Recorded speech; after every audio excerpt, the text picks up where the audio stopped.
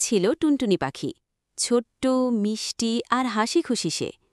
প্রতিদিন সকালে সূর্য ওঠার আগেই টুনটুনি গিয়ে উঠত চিরিক চিরিক, দিনটা শুরু হোক গান দিয়ে। একদিন টুনটুনি ভাবল, শুধু গান গাইলেই হবে না, এবার কিছু মজাও করা দরকার। তাই সে উড়ে গেল বনের দিকে। বনে গিয়ে টুনটুনি দেখল হাতি কাদায় আটকে গিয়েছে। হাতি জোর করে টানছে, কিন্তু কিছুতেই বের হতে পারছে না। টুনটুনি হেসে বলল, হাতিমামা, ভয় পাবেন না, আমি আছি। হাতি অবাক হয়ে বলল, তুমি এত ছোট্ট পাখি, আমার মতো বিশাল দেহ কিভাবে টেনে বের করবে? টুনটুনি বলল, ছোট বলে কিছু না, বুদ্ধি থাকলেই সব হয়। তারপর টুনটুনি উড়ে গিয়ে বানরকে ডাকল।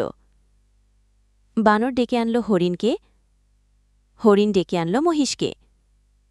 সবাই মিলে মাটির ধারে দাঁড়িয়ে দড়ি টেনে টেনে হাতিকে টেনে বের করে আনল।